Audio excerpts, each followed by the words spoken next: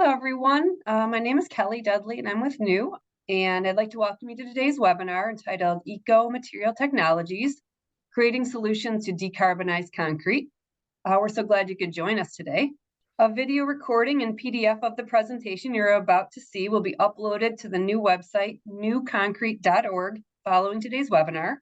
Questions can be asked in the Q&A dialog box in the Zoom platform and will be answered once the presentation is completed. Attendees are in listen-only mode. The ideas expressed in the following presentation are those of the speaker and do not necessarily reflect the views of the New Center, ACI, or its committees. As with all concrete mixtures, trial batches should be performed to verify concrete properties. Results may vary due to a variety of circumstances, including temperature and mixture components, among other things. You should consult with your materials, cement, and concrete professionals for design assistance. Nothing contained herein shall be considered or construed as a warranty or guarantee, either expressed or implied, including any warranty of fitness for a particular purpose. Okay, now I'd like to introduce today's speaker, Ivan Diaz. Ivan Diaz is Vice President of Research and Product Development at Eco Material Technologies. He holds a PhD from Louisiana Tech University, and he has more than 15 years of experience in cementitious materials. He is the chair of ACI Committee 232, Fly Ash and Concrete, and is a member of Committees 240, Natural Pozzolans, 236, Material Science of Concrete, and 242, Alternative Cements. He is also a member of ASTM Committees CO1 on cement and CO9 on concrete and aggregates. His career has focused on evaluating characteristics and performance of supplementary cementitious materials in concrete and the technical soundness of emerging cementitious materials and technologies. Thank you, Kelly. And thank you all for tuning in. So we'll go ahead and get started. So just a little outline here, of what we're going to be talking about. So we'll talk about what are our options in terms of decarbonization? What's the impact of SCMs in reducing concrete embodied CO2?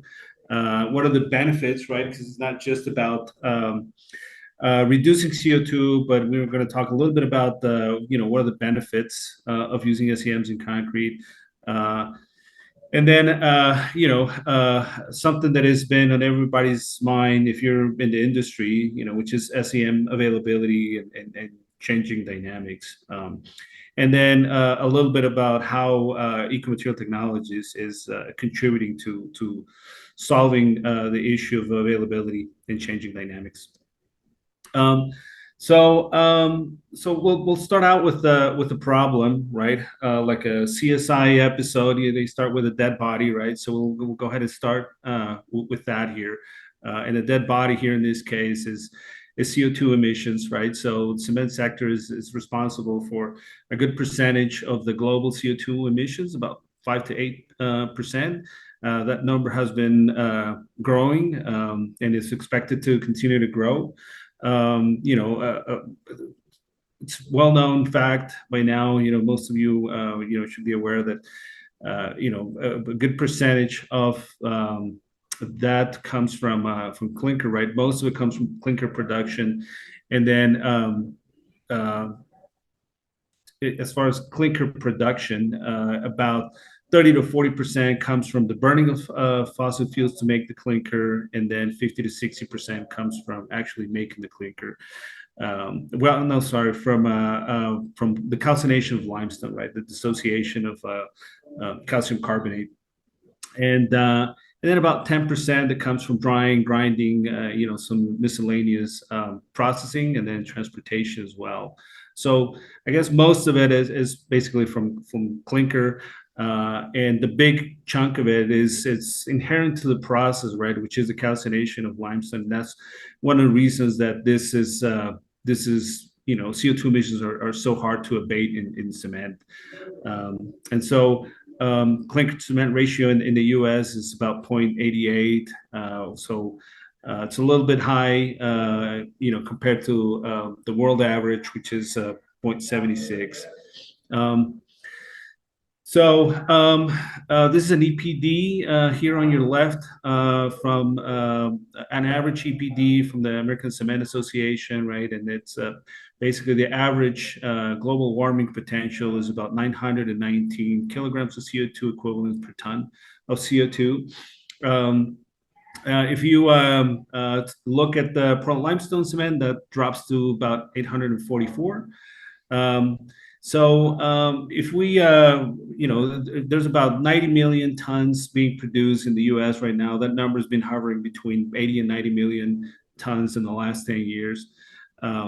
So there's about 76 to 83 million tons of CO2 equivalents that are related to cement production.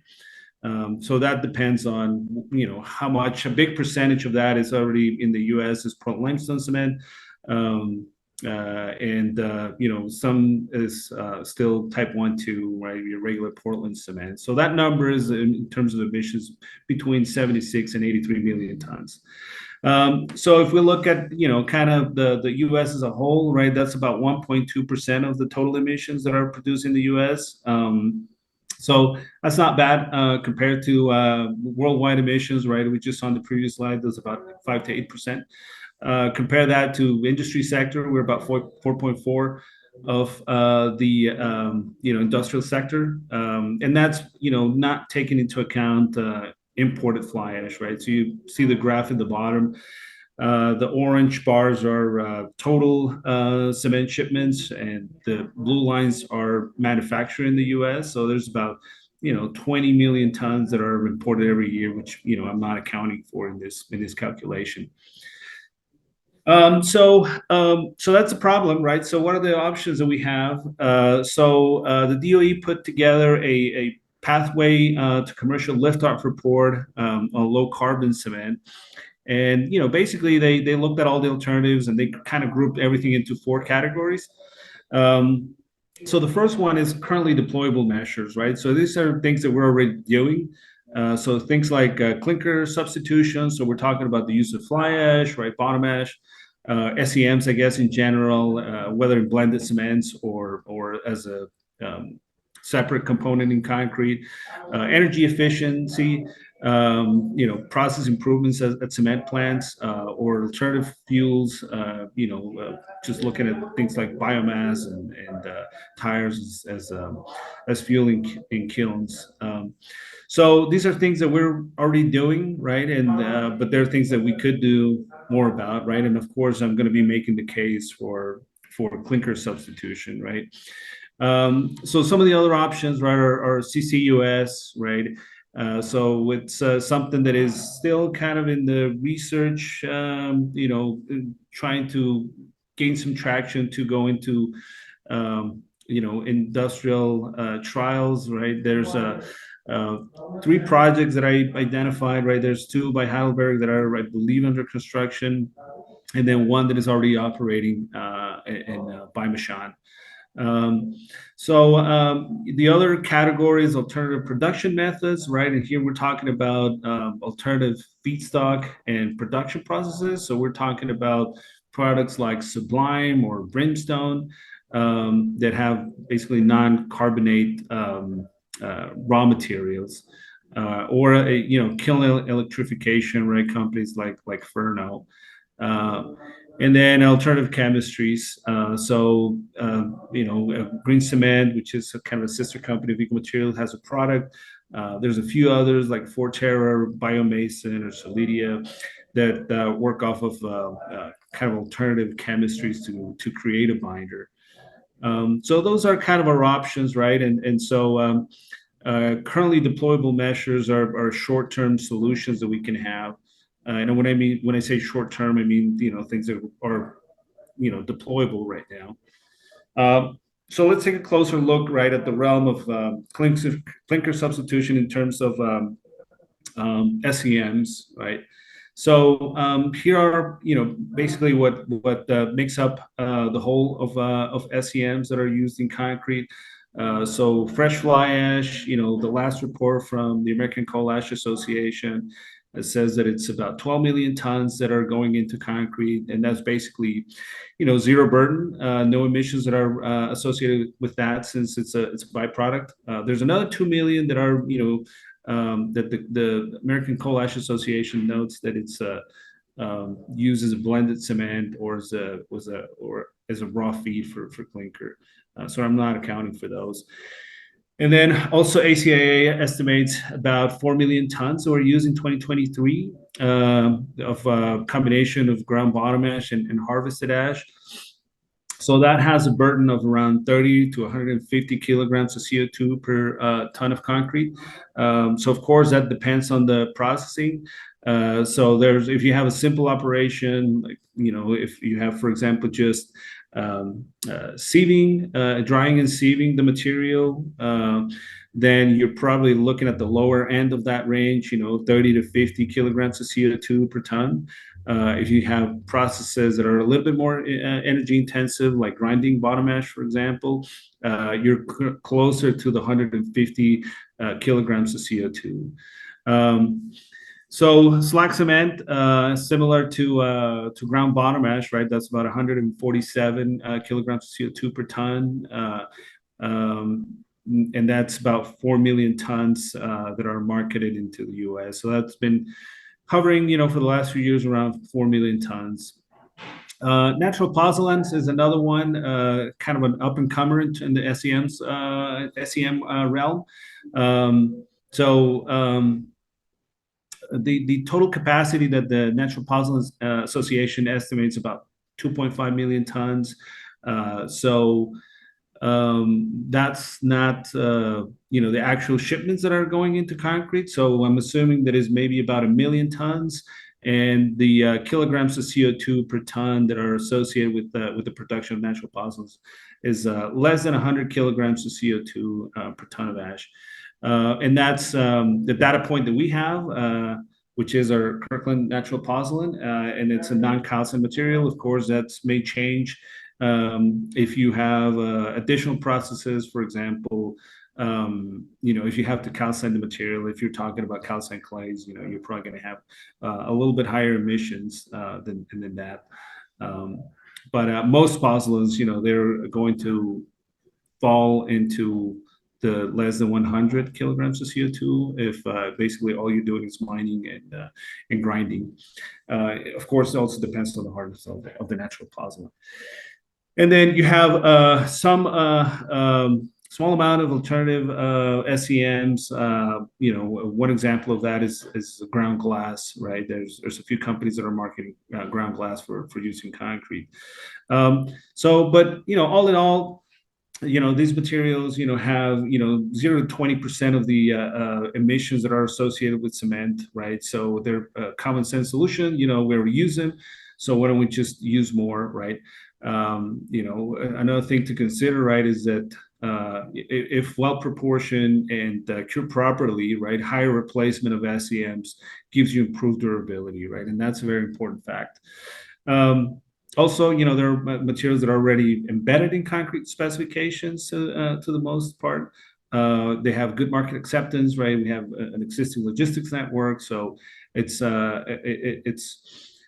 fairly easy for these materials to make more of an impact than they're doing right now. So in terms of emissions, I put this slide together trying to show how much emissions are we avoiding by using SCMs, right? So for example, if we're talking about current production fly ash, like I said, that's a zero burden material, right? So those 12 million tons avoided about 11 million tons of CO2 that are to go into the atmosphere, right? Between GBA and harvested ash, those 4 million tons, I used an average, right, of the 30 to 150 range, so hovering around 100 kilograms of CO2. So that means that 3.7 million tons that would have been cement emissions were reduced to 0.42 million tons of CO2 equivalents, right, by using those 4 million tons of coal ash. In terms of slag cement, also similarly, right, 3.7 million tons of CO2 that would have been released were reduced to 0.59 tons of CO2. Natural pozzolans, right? So that number was reduced from 0.9 million tons of CO2 to around 0.09 million tons, right? About 92,000 tons of CO2. So all in all, you add all this up, right? So there were about 18 million tons of CO2 avoided or reduced by using supplementary cementitious materials, so about a 25% reduction. So that's pretty significant. And so, you know, I guess I know we're talking about decarbonizing the concrete industry, right? But you know, we shouldn't lose sight of all the benefits of SCMs, right? And this is in the first place why SCMs started to be used, right? At least more widely in the U.S. And that's because they make concrete better, right? They improve the durability as a whole. They improve that durability by improving the resistance to sulfate attack. Is one of the most common solutions for mitigating expansion related to alkali silica reaction.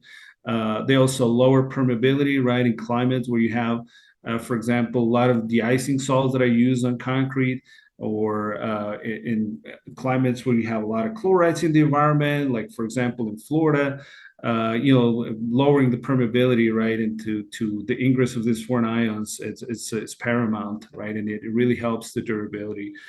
They also improve the long-term strength, and they're also one of the most common solutions to lowering the heat of hydration when you're you know, using when you have mass concrete projects. So there's a myriad of properties that are improved by the use of SCMs, right? There's a sentence in the ACI 232, which is a report of the use of fly ash in concrete, that kind of has stuck with me, and that's that that concrete with you can achieve properties with supplementary cementitious materials that are not achievable with the use of Portland cement alone, right? So that's kind of how impactful they are and have been for many years now. So going back to this graph of emissions, right? So, you know, I guess the green bar here to the left is emissions related to cement. As I mentioned, you know, that number is probably 70 to, you know, close to 80, depending on, you know, where the split is between the use of Portland and Portland limestone cement. So how do we, you know, have that, you know, bar in the left to go down, and the emissions avoided by the use of SCMs go up, right? So, so you know, I mentioned that some of the options, right? Natural pozzolans, fly ash, harvested ash, slag, alternative manufacturers, SCMs, right? So, but all in all, right? You know, the SCMs can have a limited but significant impact, right? So we're not going to avoid all of these cement emissions by just the use of SCM, because, you know, they, you know, cement and SCMs, they kind of work with, you know, like Batman and Robin, right? There's no Batman if there's no Robin, I guess, if there's no Batman. So so you have to have cement in order to be able to use SCM. So they work in conjunction. So we're aiming to reduce emissions, but not totally replace. So, but in order to get to that high replacement level, you know, there's some things that we really need to consider, right? And that's basically thoughtful mix design optimization. So, you know, if we're using, you know, high replacement levels, you know, we need to really pay attention to our mix designs. We need to also take into account contractor practices, right? So there's things that are affected by the use of high supplementary cementitious materials. things like set time, right? Your set times are likely going to be a little bit longer, which can be corrected. The finishing may be a little bit different. It may be also delayed a little bit, so which also can be corrected. Curing is also affected, how you cure this concrete with higher replacement levels. And so those are things that are all solvable, right? It just requires some education on how to adjust to a high replacement level mix. So let's go to the next slide here. So what are the needs and the drivers in this aspect, right? So basically the needs, as I mentioned, we need to increase replacement level. We need to facilitate the introduction of new supplementary cementitious materials. So some of the barriers that we have are in terms of specifications, as I mentioned, also education, right? We need to understand, differences. Even if it's a 5 to 10% difference, it can really um, make a difference in terms of what a contractor is expecting, right, from a regular concrete. So those things need to be well understood and need to be well communicated, right, throughout the whole supply chain, right? Because I mean, even if you're doing infrastructure or you have residential or commercial projects, right, you have a long supply chain, right? You have a project owner that is going to hire an engineering firm. That engineering firm is going to get a general contractor. That general contractor is going to get a concrete contractor. That concrete contractor is going to get concrete from a concrete producer, right? And that concrete producer is going to buy supplementary cementitious materials from an SCM producer. And so then the SCM producers basically have to be ensured that it's supplying good quality material and consistent supply and having consistent supply. So it's a very long chain of people that you have to educate and convince, that it's worth it to use higher replacement levels, right? Because you're going to get, concrete with lower emissions. So diving in a little bit more, in terms of the options, right? So natural pozzolans. So these are materials that have low emissions, right? So some of the processes that you have associated with them, you're going to mine this material, you're going to grind it. Some will need to be calcined, so that those emissions may be going up a little bit, but definitely nowhere near the amount of emissions that you get from the production of Portland cement. So some of the pros that you have are that we have a long history with them. Is material that we reuse it.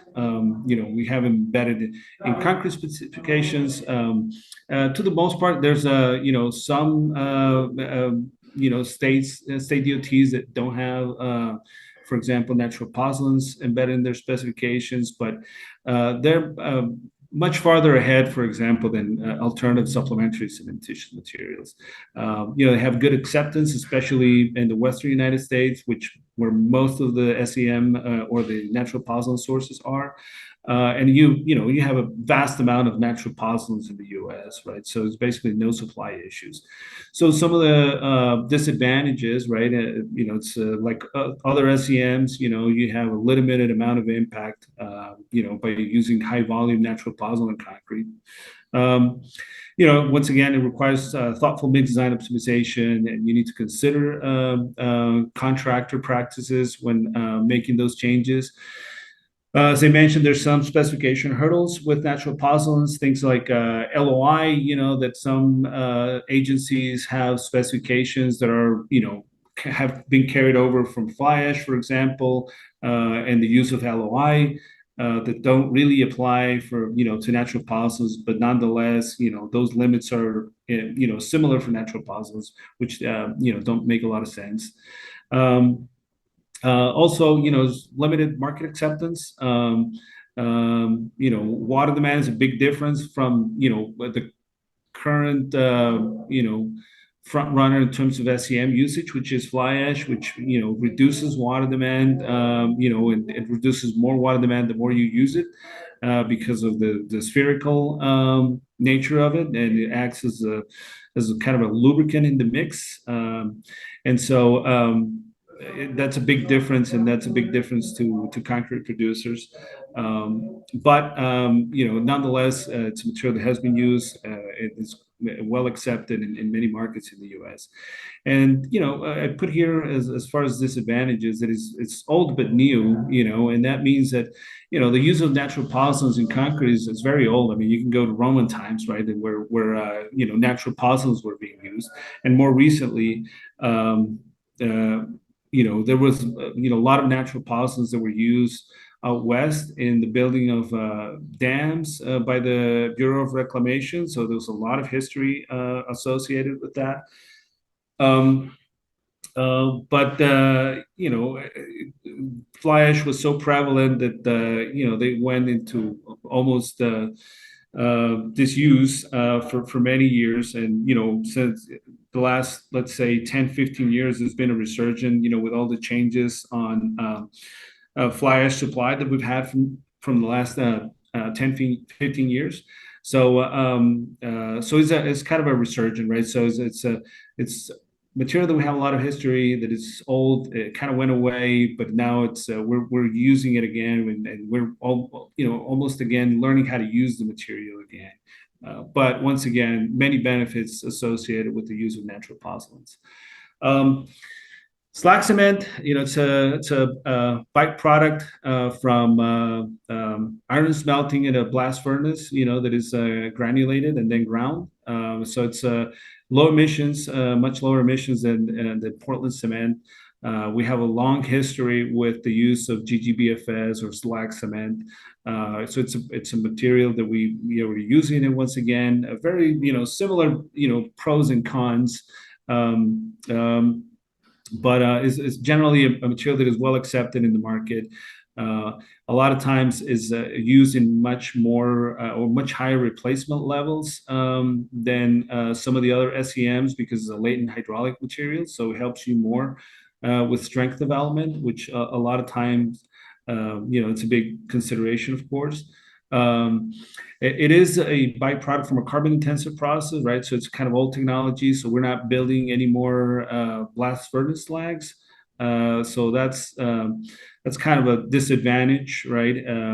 So we're not expected that supply to increase, dramatically, right? And a big difference with fly ash, for example, is that it's not a recoverable product, right? So once you produce slag, if you didn't granulate it, it's gone, right? You can't recover it. It's air cooled slag at that point, and it's not reactive in concrete. So limited supply, and it's not recoverable. But the slag that we have is a great product, can be used in high replacement levels. There's, I guess, a graph showing, that slag cement compared to how cement and concrete have increased in the last, let's say, almost 15 years. It doesn't compare, right? So slag cement has been hovering around 3 to 4 million tons, whereas cement has gone from 80 to 110, and that's basically including imports as well. So big disparity there with slag cement. Alternative SCMs, right? So there's a lot of new companies, startups that are working on trying to solve the solution of supply of SCMs, right? So here are just a few of them, right? But in general, they're manufactured products, right? So they're basically solving the supply issue, right? So they don't have a supply issue, right? They have raw materials that are widely available.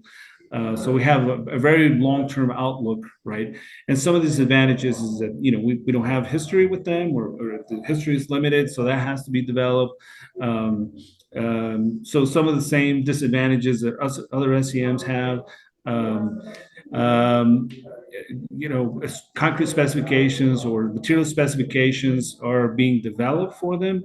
So just as an example, just yesterday, ASTM passed a a specification for supplementary cementitious materials. It's kind of a performance specification for supplementary cementitious materials, where a lot of these new emerging alternative SCMs can have a home can be specified on. A lot of times, these materials, since fly ash has been the material, the SCM that's been more prevalent, it's tested under ASTM C618, which is a specification for fly ash. But they don't meet that specification. And so this new specification that was just approved by ASTM, it hasn't been published yet, but will be published in the next few months. Is expected to really help these materials to have a home, to have a specification that you can refer to as you try to specify these materials, right? So, and of course, there's some questions about market acceptance and scalability, but definitely an option we should keep in mind as we look into the future. So in terms of fly ash, as I mentioned, right, this has been the most widely used SCM for a long time. So it's a byproduct from coal fire power generation and powder coal boilers. So there's no emissions associated with that since it's a byproduct, except for transportation. So if you compare that to slag cement, right? So for example, slag cement, it's also a byproduct, but you have to grind it. And so that's where those associated emissions come from the handling, drying and grinding of slag cement. So ash is basically used as is produced. And so that's why there's a zero burden on it. So some of the advantages is kind of the devil we know is, long history. We started producing fly ash around 100 years ago, and we've been using it, almost for those 100 years. So, once again, same advantages, right? Where we're using it, why don't we use more? And I know there's some questions availability, so I'll just talk about that here in a second. But the same disadvantages that I mentioned before, right? So it's a limited impact. You also have to have some contractor considerations and thoughtful mix design if you want to implement high replacement levels. Similar to slag cement, it's a byproduct of a carbon intensive process, right? So it's old technology. So that brings us to the issue of supply, right? And so this graph, I've shown this graph probably more than 10 or 15 presentations, right? So similar to slag, fly ash hasn't been keeping up very well with demand, right? As you see, as cement and concrete usage have been going up over the last almost 20 years, right? Fly ash has remained fairly flat, and that's because, as you can see in the graph on the right, the supply of fly ash has been dwindling, over the last 15 years. And so it's kind of remarkable that we've been able to maintain still the same levels of fly ash that are used in concrete, which is still about 12 million tons. And basically, we've been doing that by optimizing resources, logistics networks, building storage, and things like that. So our percentage used out of the total production is at an all-time high. So very little fly ash being disposed. Almost every bit of fly ash that is produced that can be used in concrete is being used in concrete. So something to be said about supply. Yes, supply has been dwindling. It's expected to dwindle a little bit more, but there's some also market dynamics in terms of power generation that should be taken into account. And that's over the past 12 months, a lot of utilities have pushed back the retirement dates of some of their coal units, right? So that's important to note. So talking about that a little bit more. So we were expecting, coal retirements or retirement of coal units to be close to 50%. But we were expecting that to be more like 10 or 15%. But this is from a New York Times article that came out in February, and they found that about a third of the announced retirements have been postponed, of coal-fired generation. And some of the factors that our utilities are citing, right, are grid stability, right?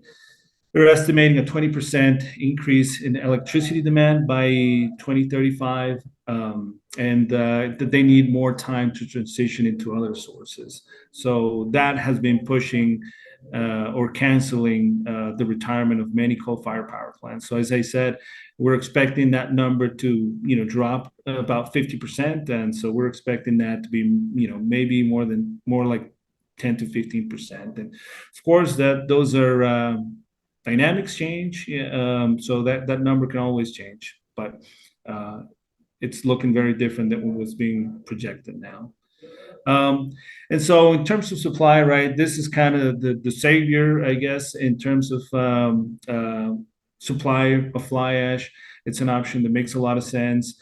It's basically the same as regular fresh fly ash, right, except that it's sourced from landfills and ponds, and there's over 1 billion tons that are sitting in landfills and ponds throughout the United States. It's material that is going to have low emissions once it's produced, right?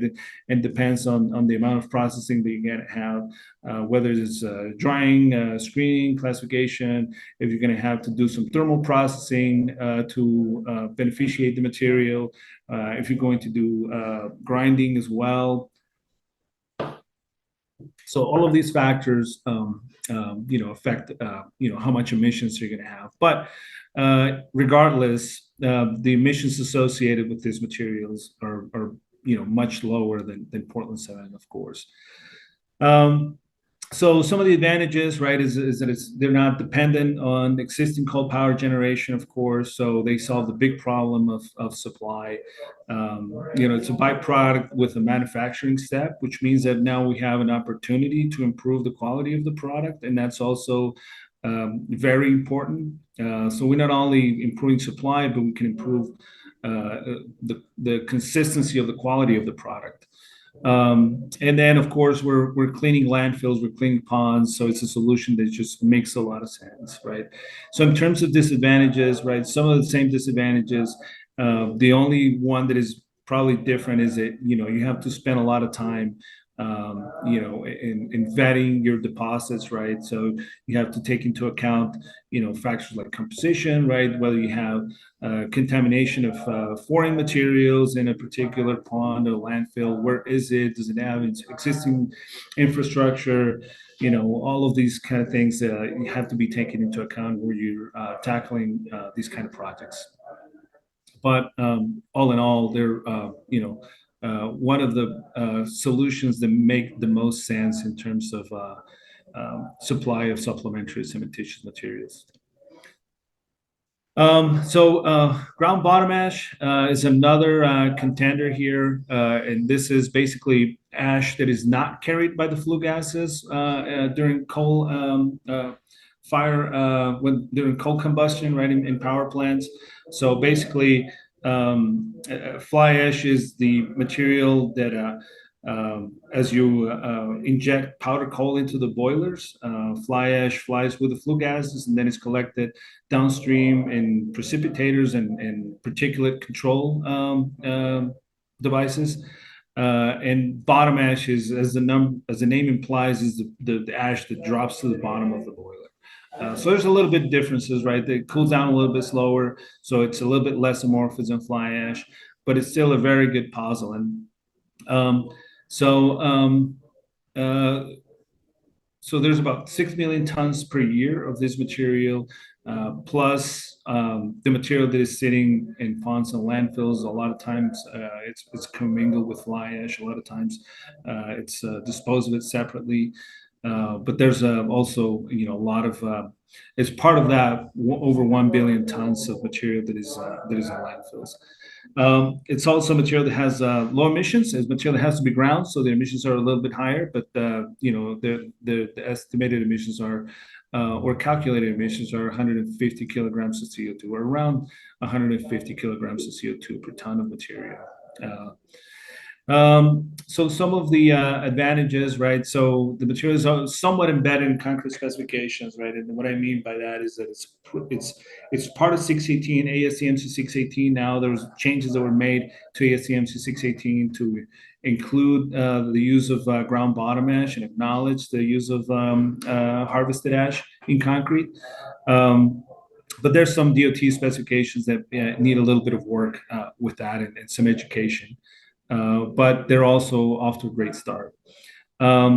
Also, it's got good market acceptance, and this is, our data point. This material has been sold in Texas for a couple of years now with great acceptance. It's sold as a blend with fly ash. So once again, it's not necessarily dependent on existing coal power generation, right? It can be harvested from landfills or ponds, or could be straight from the plant. So has a much sound supply. Also, it's a byproduct with a manufacturing step, right, which gives you the opportunity to improve the quality. We actually did a study on particle size distribution and how much that varies on fly ash, and we found that the particle size distribution that we can maintain with the use with ground bottom ash is much more consistent than what you get from a plant, right? You have some. It's a byproduct, so you basically are stuck with what the plant produces, and that has a little bit more variability than what you can ground and consistently produce in a plant. So it's material that can be sourced straight from the plant or can be recovered from landfills and ponds, as I said. As I mentioned, there's some differences with fly ash, right? And it's a little bit slower to react, as I mentioned. It's got a little bit lower amorphous content. Let me see what else. And that also, relates also to strength development. Strength development for the material, it's a little bit slower, particularly when you're talking or making the comparison to Class C fly ash. The calcium in ground bottom ash is much less soluble than the calcium in Class C fly ash, and so Class C fly ash has much more hydraulic activity than Class C bottom ash. But once again, it's still a great pozzolan, and has been proven that can help mitigate ASR and have all of the same benefits that other supplementary cementitious materials have. So once again, similar to harvested fly ash, right? If you have a harvesting project, you have to spend a good bit of time characterizing that deposit and take into account all those factors that you need to take into account to see if the project is viable. So, excuse me. So, bring it all together, right? As I mentioned, the coal ash family is an option that really makes a lot of sense to lower emissions. And so, as this continues to grow, I think fresh fly ash, harvested ash, and natural pozzolans are the options that have the best chance to make a bigger impact in terms of decarbonization of concrete. I think slag cement will continue to be a good choice. There's a few projects that will add about 1.5 to 2 million tons of capacity in the United States, which is going to be very important. And then alternative SCMs are definitely an option that we should continue to support, because it has a good outlook to the future as well. But in the medium term, I should say, we expect that the vast majority of the SCMs in the U.S. are going to be fresh fly ash, harvested ash, and natural pozzolans. So this is kind of how we're estimating things to change by 2035. So as I mentioned, you're going to have somewhat of a reduction of fresh fly ash. Harvested ash is really what is going to be increasing. That's about 15 million tons of added capacity here, what we're estimating. And these are not just kind of projections, but these are coming from projects that are already under construction or planned already. We expect natural pozzolan use also to grow, particularly in the West, to about 4 million tons. And then slag cement as well is going to see some growth. As I mentioned, at least that we're aware of, there's a couple of projects that will be adding some slag cement capacity to the overall pool of SCMs that we have available. So just to give you a snapshot of these are all the states that have been identified to have SCM beneficiation projects that are either in planning stages or under construction. And so that's going to be a total added capacity that we know of 11 million tons, and that's just in the next 5 years, right? So it's a huge change and a huge growth that we're going to see in this area. So in terms of the role that Ecomaterial is having on this, we've been going through as a company through a transition, right, of going from a marketer of fly ash, right, where we would take basically fly ash from point A to point B, right, and market that ash. And so that, of course, requires a huge logistics network and storage and all of those things, right? But there was basically no processing that was involved in that.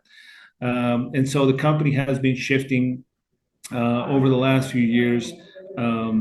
First with the project on Montour that we had in 2017. And then the Kirkland mine natural pozzolan in Arizona that came a few years later. And so now we have 6 operating plants. We have a oak grove facility, which is we're grinding bottom ash, we're blending it with fly ash. We have Jewett, which is a pozzolan plant. We have also a harvested fly ash facility in Georgia, just outside of Atlanta. And then also another one near Pensacola in Chris Power Plant.